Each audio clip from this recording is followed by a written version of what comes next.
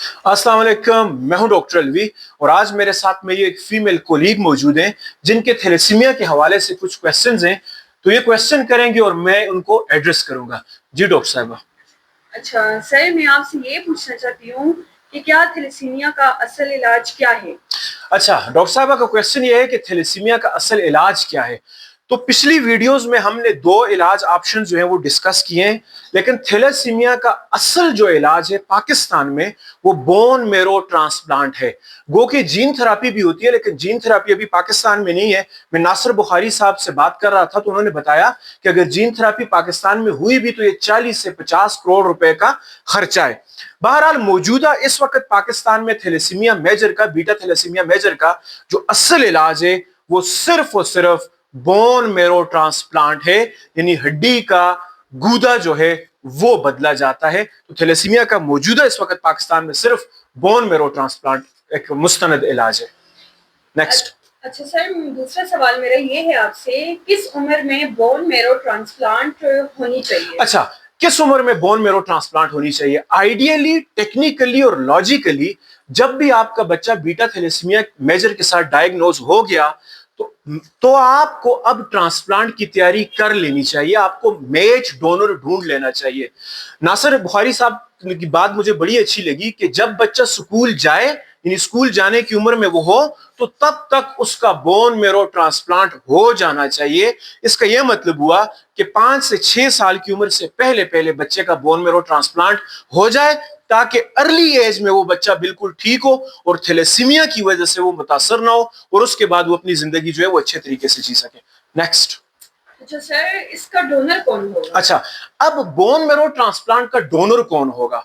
तो once again technically और medically जो डोनर होगा वो तो फुल्ली मैच होना चाहिए।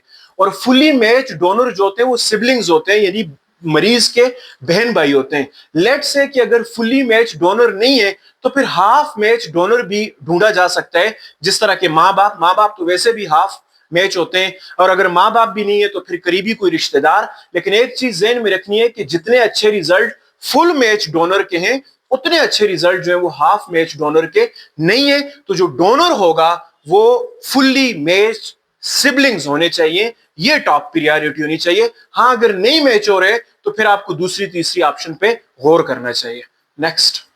अच्छा सर, क्या थैलेसीमिया के हर बच्चे का ट्रांसप्लांट मुमकिन है? अच्छा, ट्रांसप्लांट के बारे में ये बात आपने लाजमी ज़हन में रखनी है कि ट्रांसप्लांट को ये सी टॉफी नहीं है कि आपने उठा के बच्चे को दी और सारा को ठीक हो गया। ट्रांसप्लांट से पहले कई प्री रिक्विजिट्स हैं। बच्चा जाएगा, उसकी सारी इन्वेस्टिगेशंस होंगी, सारे टेस्ट होंगे। उसके बाद बच्चे को जब फुल मैच डोनर मिल जाएगा तो फिर जो होगा वो बच्चे का ट्रांसप्लांट मुमकिन है। और वंस अगेन मैं बताता चलूं कि जितना अर्ली ट्रांसप्लांट होगा उतने बेहतरीन नतीजे होंगे।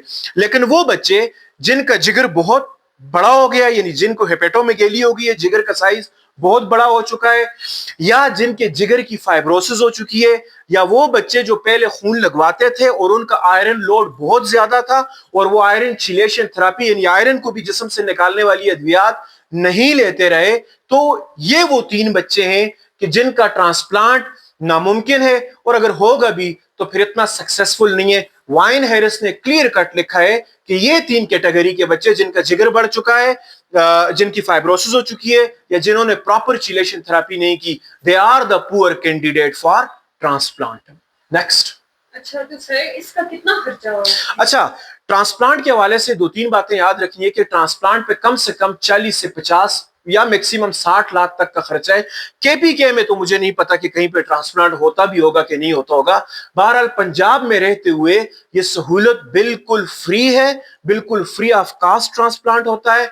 और चिल्ड्रन हॉस्पिटल लाहौर में जो बोन मेरो ट्रांसप्लांट के जो हेड हैं डॉक्टर नासिर काजमी साहब, वो इसको लीड कर रहे हैं। और इसके अलावा फारूक हॉस्पिटल डीएचए लाहौर में भी, इन 2 हॉस्पिटल्स लाहौर के अंदर ये बोन मेरो ट्रांसप्लांट पंजाब में रहते हुए बिल्कुल फ्री है। तो ये कुछ बेसिक मालूमात थी।